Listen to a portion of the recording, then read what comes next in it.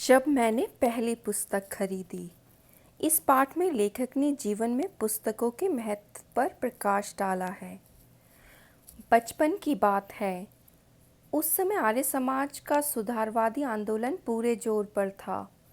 मेरे पिता आर्य समाज रानी मंडी के प्रधान थे और माँ ने स्त्री शिक्षा के लिए आदर्श कन्या पाठशाला की स्थापना की थी।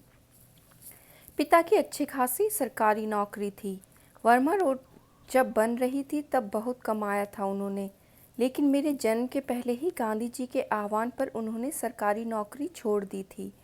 हम लोग बड़े आर्थिक कष्टों से गुजर रहे थे, फिर भी घर में नियमित पत्र पत्रिकाएं आती थी।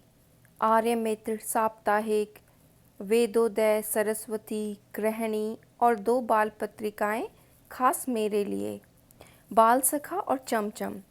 उनमें होती थी परियों, राजकुमारों, दानवों और सुंदर राजकन्याओं की कहानियाँ और रेखा चित्र। मुझे पढ़ने की चाह लग गई। हर समय पढ़ता रहता। खाना खाते समय थाली के पास पत्रिकाएं रखकर पढ़ता।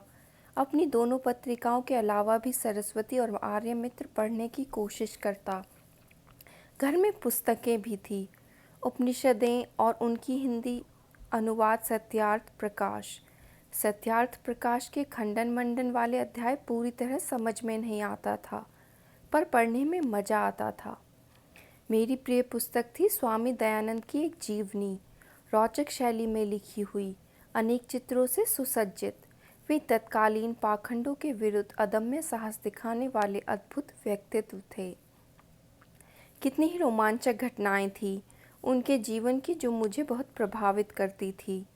चूहे को भगवान का मीठा खाते देखकर मान लेना कि प्रतिमाएं भगवान नहीं होती, घर छोड़कर भाग जाना, तमाम तीर्थों, जंगलों, गुफाओं, हिमशिखरों पर साधुओं के बीच घूमना और हर जगह इसकी तलाश करना कि भगवान क्या है, सत्य क्या है। जो भी समाज विरोधी, मनुष्य विरोधी मूल्य हैं, रूढ़ियां हैं, उनका खंडन करना और अंत में अपने हत्यारे को क्षमा कर उसे सहारा देना, यह सब मेरे बालमन को बहुत रोमांचित करता। माँ स्कूली पढ़ाई पर जोर देती, चिंतित रहती कि लड़का कक्षा की किताबें नहीं पढ़ता, पास कैसे होगा, कहीं खुद साधु बनकर फिर से भाग गया तो। पिता कहते जीवन में यही पढ़ाई काम आएगी, पढ़ने दो। मैं स्कूल नहीं भेजा गया था। शुरू की पढ़ाई के लिए घर पर मास्टर रखे गए थे। पिता नहीं चाहते थे कि नासमझ उम्र में मैं गलत संगति में पढ़कर गाली गलौज सीखूं, बुरे संस्कार ग्रहण करूं। अतः स्कूल में मेरा नाम लिखाया गया जब मैं कक्षा 2 तक की पढ़ाई कर घर पर कर चुका था। तीसरे दर्जे में भर्ती हुआ। उस दिन शाम को पिता उंगली पकड़कर मुझे घुमाने ले गए। लोकनाथ की एक दुकान से ताज़ा अनार का शरबत मिट्टी के कुल्हड़ में पिलाया और सर पर हाथ रखकर बोले, वायदा करो कि पाठ्यक्रम की किताबें भी इतने ही ध्यान से पढ़ोगे, माँ की चिंता मिटाओगे। उनका आशीर्वाद था या मेरा जी तोड़ परिश्रम कि तीसरे चौथे में मेरे अच्छे नंबर आए और 5वें दर्जे में तो मैं फर्स्ट आया। माँ ने आंसू भरकर गले लगा लिया। पिता मुस्कुराते रहे, कुछ बोले नहीं। अंग्रेजी में मेरे नंबर सबसे ज़्यादा थे, अतः स्कूल से इनाम में 2 अंग्रेज़ी किताबें मिली थी।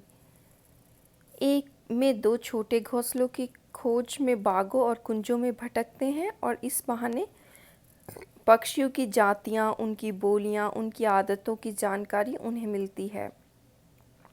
दूसरी किताब थी ट्रस्टी द रग, जिसमें पानी के जहाज़ों की कथाएं थी। जितने प्रकार के होते हैं, कौन कौन सा सामान लाद कर लाते हैं, कहाँ ले जाते हैं, नाविकों की ज़िंदगी कैसी होती है, कैसे कैसे जीव मिलते हैं, कहाँ व्हेल होती हैं, कहाँ शार्क होती हैं। इन 2 किताबों ने एक नई दुनिया का द्वार मेरे लिए खोल दिया। पक्षियों से भरा आकाश और रहस्यों से भरा समुद्र। पिता ने अलमारी के एक कोने में अपनी चीज़ें हटाकर जगह बनाई और मेरी दोनों किताबें उस खाने में रखकर कहा, आज से यह खाना तुम्हारी अपनी किताबों का, यह तुम्हारी लाइब्रेरी है। यहाँ से आरंभ हुई उस बच्चे की लाइब्रेरी। आप पूछ सकते हैं कि किताबें पढ़ने का शौक़ तो ठीक, किताबें इकट्ठी करने की सनक क्यों सवार हुई? उसका कारण भी बचपन का एक अनुभव है। इलाहाबाद के भारत के प्रख्यात शिक्षा केंद्रों में एक रहा है। ईस्ट इंडिया कंपनी द्वारा स्थापित पब्लिक लाइब्रेरी से लेकर महामना मदन मोहन मालवीय द्वारा स्थापित भारती भवन तक अपने मोहल्ले में एक लाइब्रेरी थी, हरि भवन। स्कूल से छुट्टी मिली कि मैं उसमें जाकर जम जाता था। पिता दिवंगत हो चुके थे, लाइब्रेरी का चंदा चुकाने का पैसा नहीं था, अतः वहीं बैठकर किताबें निकलवा कर पढ़ता रहता था। अपने छोटे से हरिभवन में खूब उपन्यास थे।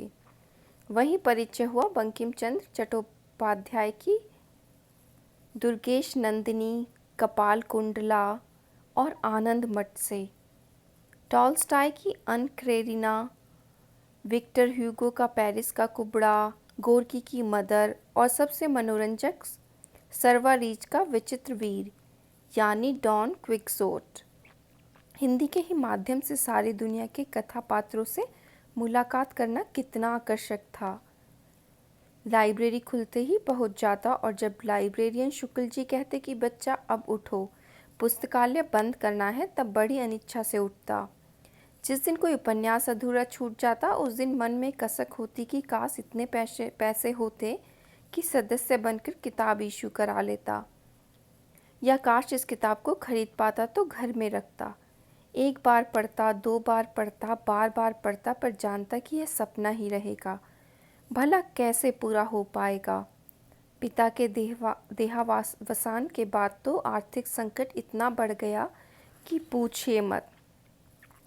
फिर भी मैंने जीवन की पहली साहित्यिक पुस्तक अपने पैसों से कैसे खरीदी, यह आज तक याद है। उस साल इंटरमीडिएट पास किया था। पुरानी पाठ्य पुस्तकें बेचकर बीए की पाठ्य पुस्तकें लेने सेकंड हैंड बुक शॉप पर गया। उस बार जाने कैसे पाठ्य पुस्तकें खरीद कर भी 2 रुपये बच गए थे। सामने के सिनेमा घर से देवदास लगा था, न्यू थिएटर्स वाला।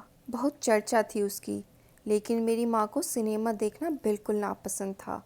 उसी से बच्चे बिगड़ते हैं। लेकिन उसके गाने सिनेमा गृह के बाहर बजते थे। उसमें सहगल का एक गाना था, दुख के दिन अब बीतत नाही, उसे अक्सर गुनगुनाता रहता था।